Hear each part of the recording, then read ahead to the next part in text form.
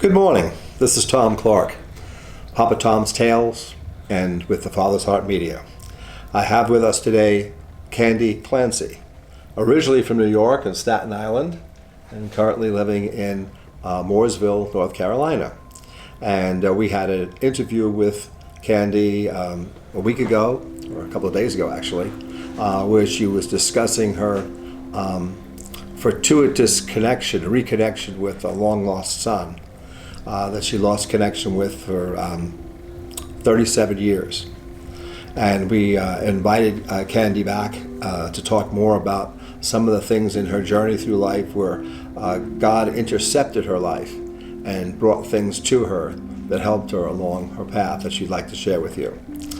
Before we do that, I want to mention to our audience, again, we have book one, which is Papa Tom's Tales, The Boy Who Found His Name, helping a child with their identity. And the second one is now currently in the warehouse, which we are filming this video from right now, called Luke the Lightbearer Defeats the Spirit of Confusion. It's about gender dysphoria and transgender, and from a child's point of view, having to deal with that from the spirit of confusion. The third book will be out in another probably 6 weeks, and that will be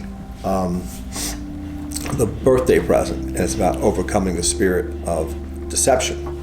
So with that in mind, by way of background, I want to revisit the story just quickly about Candy's experience with a child that was born out of wedlock, and actually she's been experiencing in her life illegitimacy for 3 generations. Her father was born out of wedlock, she was born out of wedlock, and the first child she had was born out of wedlock. And scripturally speaking, that is the generational sins often go back 3 or 4 generations.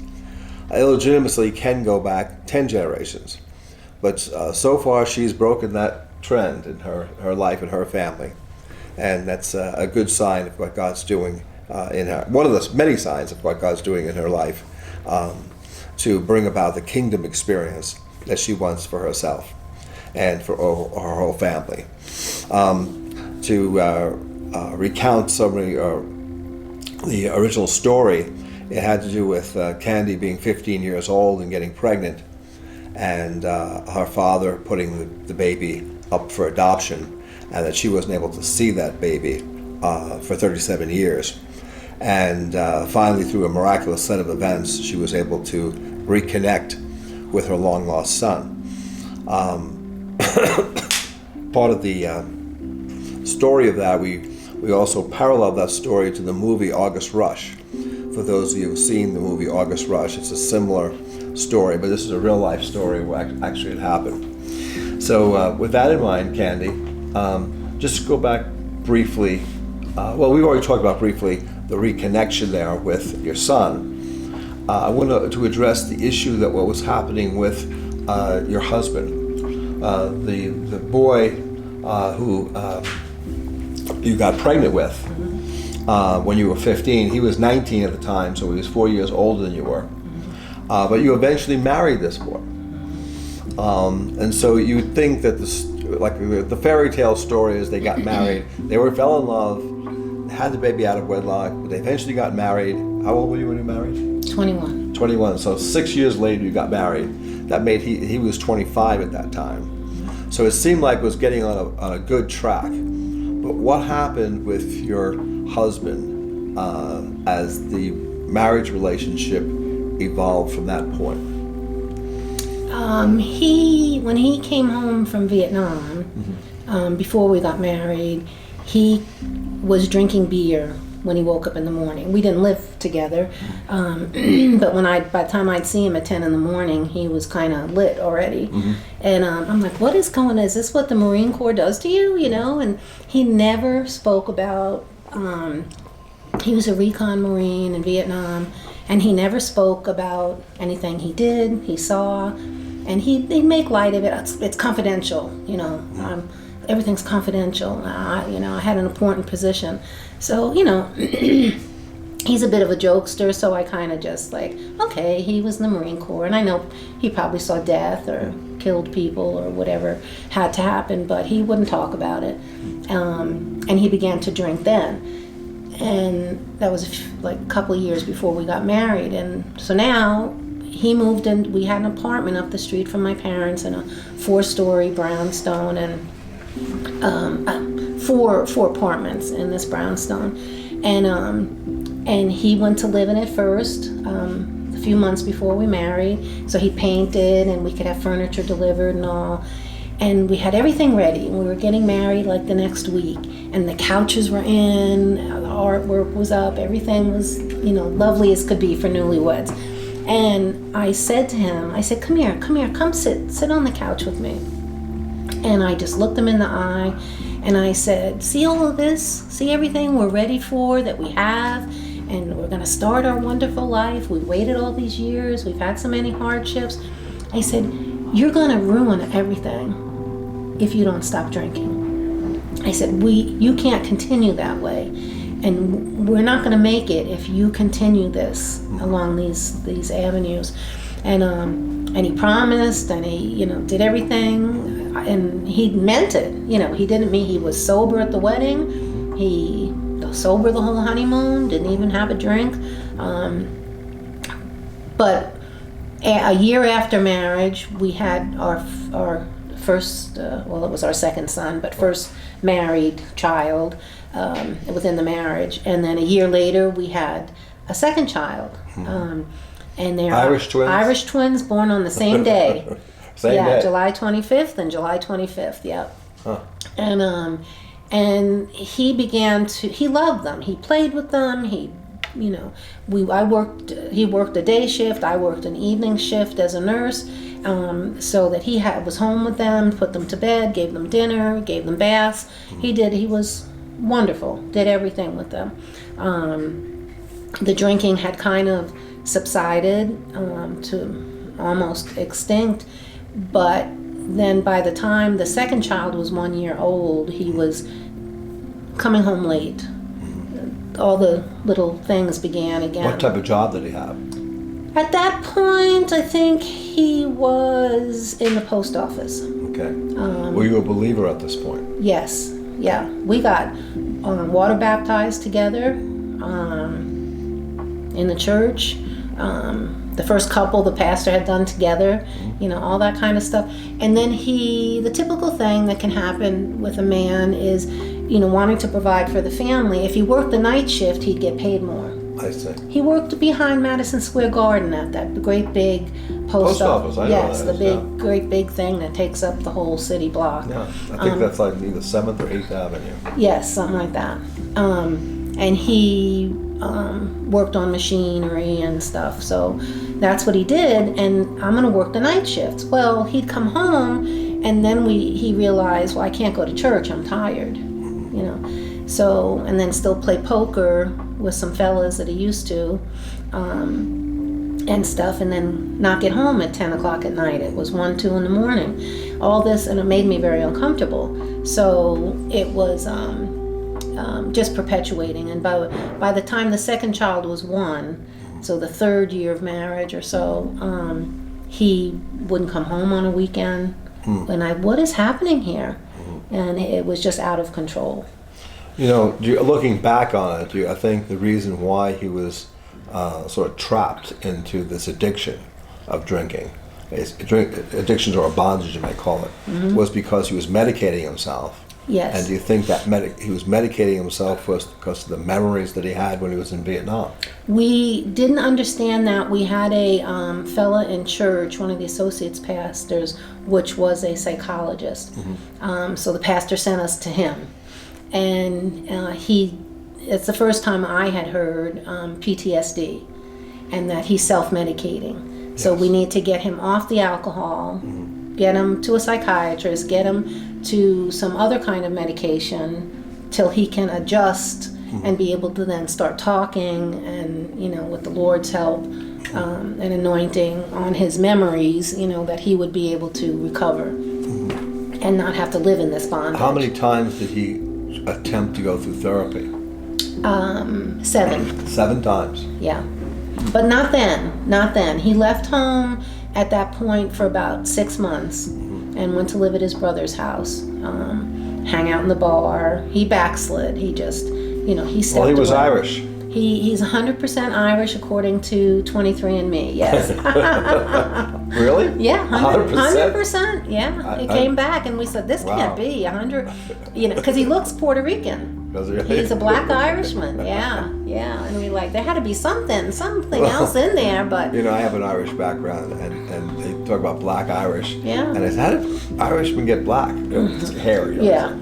And they said they thought it was because of the Spanish Armada. Yes. In like 1588, and there were storms. They all had to swim to shore. So instead of swimming over to England, they ended up swimming to the Irish shore and intermarrying. Oh, absolutely. He had almost jet black hair. Yeah. And in the summer when he had a Fu Manchu, and when he get a tan in the summer, everybody thought he was Puerto Rican, And your sons are all black hair. The first two after marriage, jet black hair. Right. Yeah. Now my son is gray and my daughter is still jet black. Of course. And then the other kids were blondish. Well, that old expression, they said, why did God invent whiskey? So the Irish wouldn't rule the world. Yeah. It's a sad little thing in one sense, but anyway, there seems to be a proclivity in that culture. Yeah. Towards a plague. It's they talk about it as it's what they did to relieve the stress and the pressures, and the pubs, and even when you go to England and Ireland now, the pubs, and it's meant to be a form of fellowship and camaraderie, and I think it is. There's for a lot of most socialization people. around it, yes. But some people it hooks, and that happened to him. So, but he did try to. He talks about having kind of a rough childhood, not getting along with his mom, and things like that. Then the experiences of Vietnam, and now he's just supposed to be at home, happy dad, wonderful husband. Something was building up in him that he couldn't cope with. So after the few months with his brother, he came back into the fold. We were getting counseling, Christian counseling with the pastors, and this psychologist fella, and then he did well for a couple of years. I think he had 5 years of sobriety, and then he went off the wagon again. And in those 5 years, towards the end of that 5-year period, 5 or 6 year period, we had 2 other kids. I never told you this. My father is also Irish, and my father was an alcoholic. And there was a time early in my Christian life when I was taking around this gentleman by the name of Rod Enzer. He was a prophet and an evangelist, and I was taking him to different churches. And then he wouldn't eat before the church, but after he would eat, but it would be like 11 o'clock or midnight, we'd go to an all-night diner. And I would have a glass of wine or something. And he said to me, you shouldn't drink. And I said, why? He said, it's not good for the calling and destiny on your life. And I said, well, I don't see anything wrong with it, And given my background, right? Why would I listen to this, right? So the next morning, I'm in the shower, and this is like 38 years ago. I'm in the shower, and I hear God starts talking to me in the shower, and he says, Tom, he says, do you take me seriously? I go, I think I take it seriously. I want, why do you ask? He says, I want you to stop drinking alcohol. And I said, what do you want me to stop drinking alcohol for? And I started arguing with God, basically in the shower, and I said, drinking is not sin. And God said, I didn't say it was sin. I said, well, drinking can be good for you because in your word it says that Paul says to Timothy, take a little wine for your stomach. He says, I didn't say it wasn't, good Drink for of the vine, but don't be a drunkard. Yeah. Well, but the feedback I got from God was he told me it wasn't sin, and I didn't say it was bad for you. So it's not sin, it's not bad for me. It actually could be good for me. Why do you want me to stop? And he said, for the sake of the people I put in your life. And he said, for your father, and for your wife, and for your children. Yes. And it was right through my heart. And I said, I'm good with that. And I never thought of somebody who drank, like, if you could drink in my presence, that's fine with you. And so what God has spoken to me was not to drink. And so I now realize that of my 6 children, one of them has a problem with alcoholism. And it was for his sake 38 years ago that I stopped drinking. And his older brother, 6 months ago, stopped drinking for the sake of his brother. Right. He understood. Yeah. He got it. Yeah. He connected with it. And nobody told him that. Yeah. And nobody said you shouldn't have to do that. And well, maybe that's why we get along, because we're kindred in that. And well, I certainly understand you, and I understand your background. And that jarred a memory for me that what happened to me was, so it was in that period. Did I have all 4 kids by 81? No. I guess I just had the first 2 kids at home. And it was when Danny was still out there doing his thing. And my mom and I were not the closest. We had a deep love for each other, but I bonded more with my dad my whole life. And but I wanted to take my mom out for her birthday. And I had been working, in the hospitals, and I had, saved up a little bit to take her out to a real fine place for dinner, down on the waterfront on Staten Island. And so my dad was home with the kids. We waited to put the kids to bed, and then, because my dad was a drinker, and I just wanted to make sure that the kids were in bed and stuff. And I took her out to this fine place.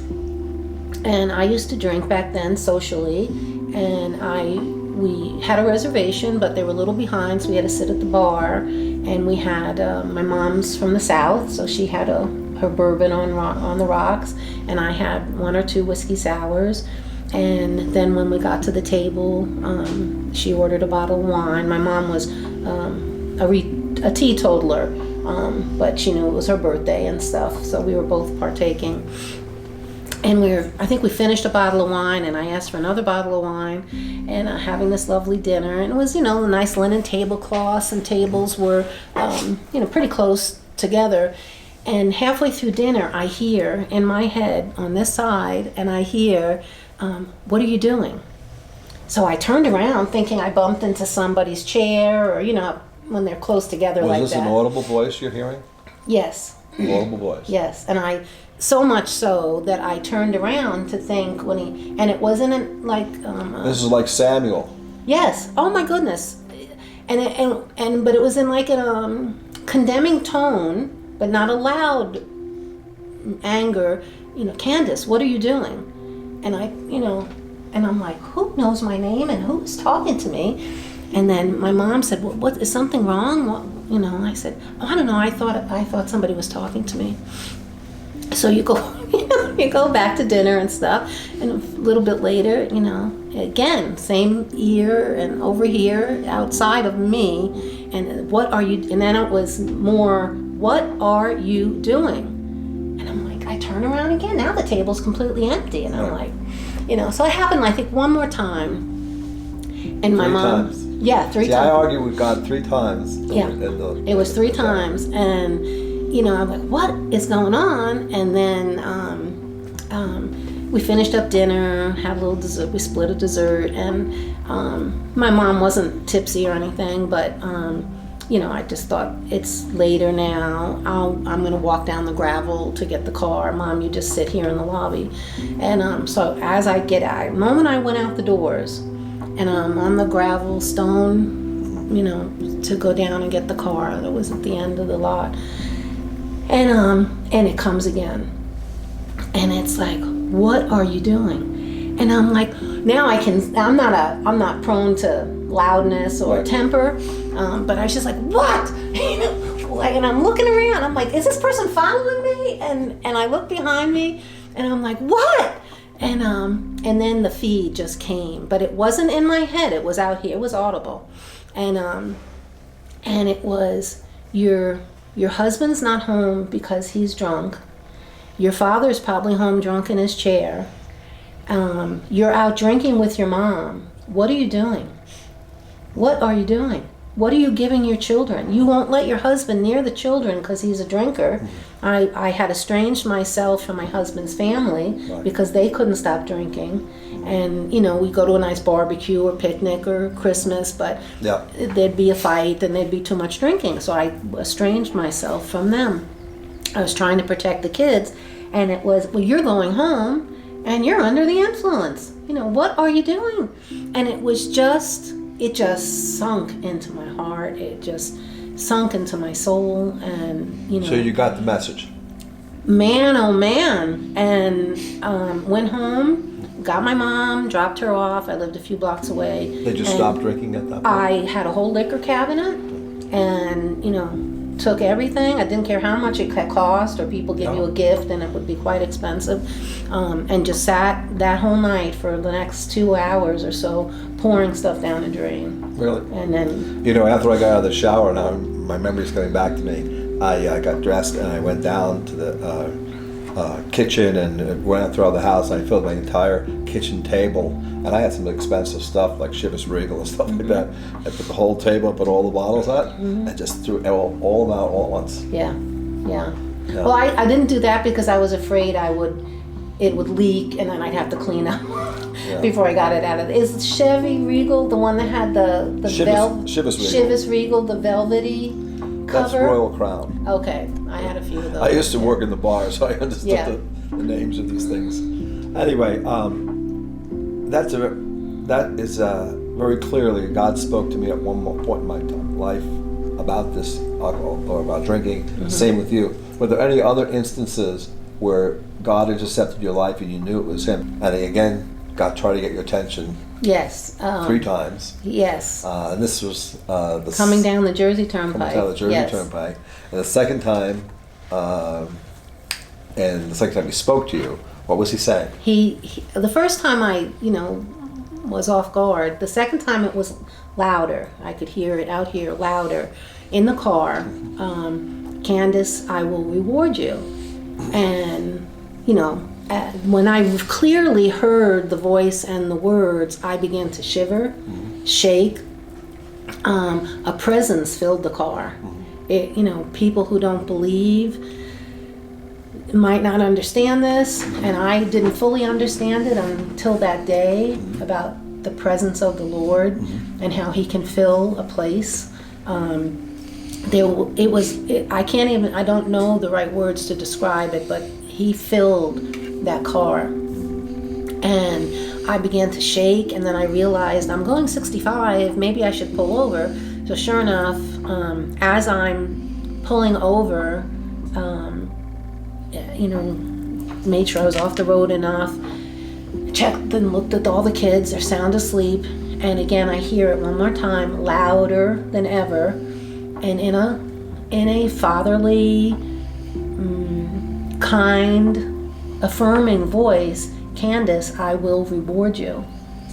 And I was just... When did it dawn on you to say, for what? Yeah, well, no, just that God was speaking to me. It was God, and the presence that was in the car, it just filled the car from window to window, back window, front window, side window. It was something, in the natural, I could say it was like smoke filled the car, and you could it was everywhere, and it was on you, but it wasn't smoke. I didn't see any smoke, but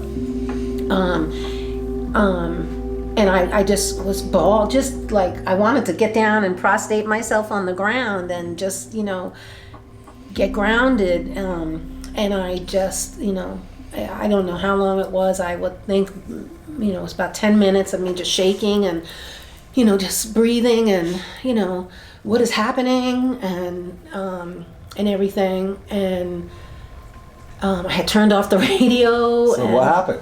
Well, it was like in a fog. I mean, I could have been there half an hour. When did you realize what He was saying? I will reward you. What was it you're going to reward you Well, about? I didn't know. I didn't think about that. Really? Yeah, didn't think about it in the slightest. Huh. At that moment, it was just, I knew I was being affirmed by God. I see. And that He will reward me.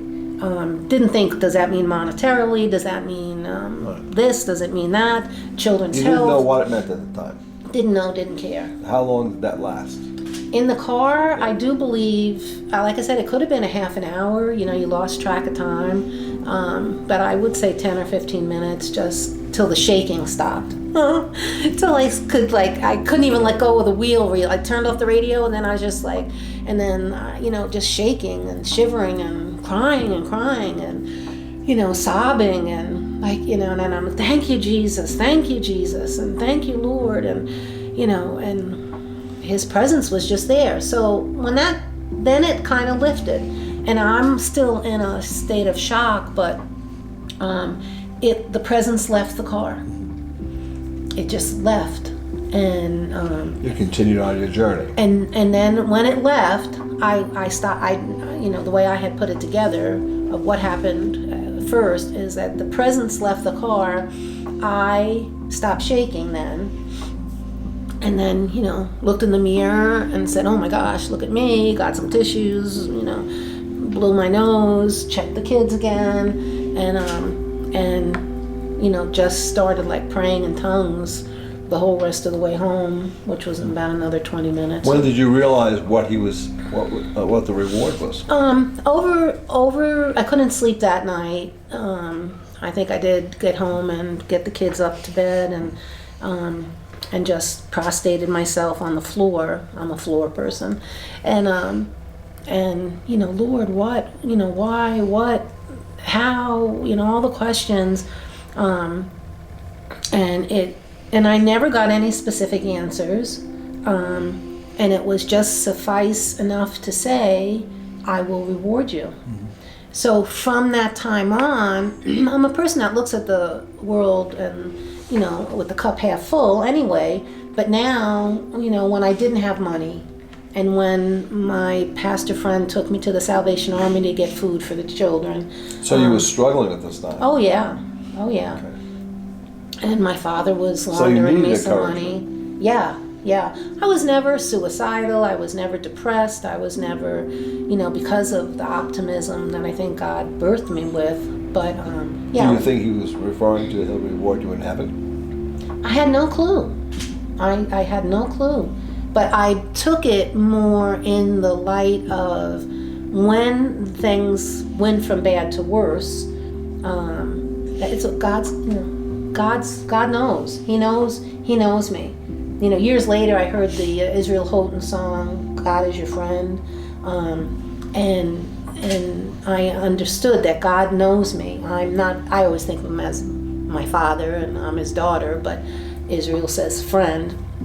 But I knew I was known to God when he said that, I will reward you. So whatever came our way after that, I just knew God will reward me. And, So that helped you, encourage you to trust him. Yes. And I think that's the most important thing, because I just heard a teaching by a pastor, Steve Furtick, on this issue of it'll all come together. Mm-hmm. And it's talking about you can't just stop in the middle of something, even though it's a little bit hard, right? Because it's not fully processed yet. Right. And don't judge something before it's time. Right.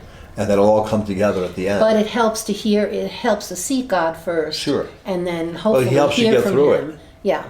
Yes. And he also uses another expression of getting out of the kitchen, because if you taste the baking soda, it may taste bitter to you, but you don't realize baking soda is in the cake. Mm-hmm. And you want the cake at the end of the process, right. But you're in the middle of the process. In the middle of the process, it may be a little bitter. Yes. A little hard to go through. Absolutely. So then he was helping you go through that and encouraging you to trust him through this process. I wish I could remember the time frame. I journaled a lot, and I'm sure maybe it's in a journal or something, but the third time he talked to me audibly, things were still, pretty bad in circumstantial in looking at it. I had moved in with my dad, had passed away. I had a 6-month-old, a 2-year-old. I think then they were 7 and 8 when my dad died. So I was living in an apartment, and Danny had come back for a couple of years, and then we had the other 2 kids. And then Where was the setting in which the third audible voice came to you? Where were you? I was living at my mom's home. In the home? Yeah. Okay. When my dad passed. What time of day? This was probably at 10, 11 o'clock at night. And do you speak through your right ear again? Yes. Do you speak 3 times? Yes. And What was he asking? I would tuck the kids in, read them stories, this and that. The boys were in bunk beds, and Did you read him Papa Tom's Tale? No. Papa Tom hadn't developed that quite yet, but I have a grandson, young. I have 3 grandsons, but one young one that I'm planning to make sure they understand the books. But before I went to bed, I would go and lay hands on each of the children at night, pray over them. Mm-hmm. So my little one, my mom was away, and when she was away, my little one would sleep in her bed. So she was in my mother's bedroom in the big bed, and I prayed for her, and then I just felt led to kneel at the end of the bed. So I was kneeling at the end of the bed and just thanking, God for the children's lives and all, and for their, longevity and their protection, and kind of crying out to God that, Lord, this alcoholism has to stop, the out of wedlock has to stop, this and that, and just kind of I never really asked for myself, like, Lord, I need money. I know that you can, and you should be specific in prayer, but I was like, Lord, I need $50 for Tuesday, and I think I had done that over time, but I wasn't doing that at the moment. You could have asked to win the lottery. I'll do a lot more money. Yeah. Well, yeah. But so I'm there on my knees and I hear, I will. That's it. I will. And again, it was low. The second time it was a little louder. I will. And then the third time it was, very present. And it always came, even any of the other times. It started back here, was here, and then was right here. And I will. And right away I knew it was like he was talking to me and just with that phrase. But when he said in the car, I will, Candace, I will reward you. And he just went back to the I will. And it just hit me, Pretty terse, very succinct. Yes. And I knew what he meant, that, he will reward me. And, yeah. So he was all 3 times he was really encouraging you. Yeah. And he was all 3 times you had an opportunity to trust him. Mm-hmm. And this is something that, I think is so important in our lives when we can trust God. See, our whole attempt, he put me into this whole new situation in my life, my transition, right, is to connect back to him. Right. Right? And connecting back to him is we got to know what his heart's like. Yes. Because we'll want to be connected to him when we know what his heart's Mm-hmm. like. Mm-hmm. And intercepted your life these times with audible voices. He wanted you to really appreciate or come to that place of trusting him, because that's what makes you, that's how you can get through it. Right. That's how you can Right. get through to the end of what this process is like, Mm-hmm. right? Mm-hmm. And not have to feel that, oh my God, it's not going to work out right, or I'm depressed, or, there's a place in Scripture where it says that I would like your soul to prosper. So in speaking to our spirits, which God does speak to our spirits, Mm-hmm. it'll prosper our soul when we're encouraged. Exactly. Right? Yeah. Mm-hmm. So that we won't fall into that place of depression, Right. or anxiety. Mm-hmm. Right? Nobody who trusts God has anxiety. Right. If you've got anxiety, you are not trusting God. You think you are, or you're doing the best you can, but Right. But it's just not needs there. to be. But it's hard to tell somebody who's down and out and suffering that way that if you just, because they think they are leaning on God. Right. Well, see, they are leaning on God intellectually. In their minds, I chose to lean on God, but in their hearts and even deeper in their spirits, Right. That's something I picked out of the Scripture. There's this 3 parts of us. Our brain has neurons, our hearts have neurons, and our spirit, which is supposed to be in our belly, right where our belly button would be. right? Where the baby has the belly button, that's where our spirits dwell, and there's a lot of neurons in our intestines, and that's where the dwelling place of the spirit supposedly is. You know, Candy, as we've been talking about these 3 times that God has spoken to you audibly in your life, all 3 times he was encouraging you to trust him. Mm-hmm. And he was encouraging you to trust him in spite of the circumstances. Not looking at the circumstances or a change in the circumstances to make you feel better, but to help you understand that even if these circumstances are not going to change, or it may take years for them to change, to trust him while you're going through it. And it reminded me of what Jesus said to his disciples before he left. He said, Shalom Aleichem, my peace I give to you, not as the world gives you peace. Right. So the concept of that is the world wants to give us peace by changing our circumstances. I'm feeling good because I'm making a lot of money, or I'm successful, I'm healthy, I'm this, I'm that. That's not where the peace comes from. The peace comes from that connection we have with God, and specifically the Father's love, encouraging us to trust him. Because if we have that connection, if we do trust him, then it doesn't matter what the circumstances are. We can have that peace. I learn peace. to abase and abound, no matter what my circumstances. No matter what your circumstances are. Mm-hmm. So I think that was important to bring out. And that's what we're all about, is connecting people to the heart of the Father, right? Now, it's interesting that in a lot of people's lives, they're not even trying to connect with God. He connects with them, right? But inside your heart, there had to be an openness to him, for him to be willing to do that. Because so many people stiff on him. You know, they don't want to trust him. They don't believe him. They don't seek him out. They don't. In any of their heart attitudes, the heart attitudes are against God because of the images they have of him as being someone who's going to punish them, or someone who's not a loving father. And so they're not open to him. You are obviously open to him for him to speak to you, because he's a perfect gentleman in that sense. He doesn't force himself on people. He only comes when he's invited. Mm-hmm. And he was invited into your life there, maybe even subconsciously you didn't realize it. And he spoke to you and encouraging you. And this is something that helps you, go through the phases of life. Before we do close, I do want to spend just 1 minute or 2, and maybe you could tell the audience something you told me about the other things that happened last time we spoke. Your son brought up to you, Mom, I don't think I hope you're crazy, but do you know anything about the number 22? Mm-hmm. And that number is a meaningful number to you and your family, mm-hmm. because tell the audience how many times 22 was brought up in your life. It started when I met my husband. Mm-hmm. Well, met him and when I was in the 8th grade. We started dating on a 22nd, got married on a 22nd. Put it in order. Dating on the 22nd, had the child out of wedlock on a 22nd, got married on a 22nd. Any jewelry he ever gave me in those teen years had a 22 on it. I got him football jerseys, as he was a young fella who always had a 22 on the back. 22 was us, it represented us.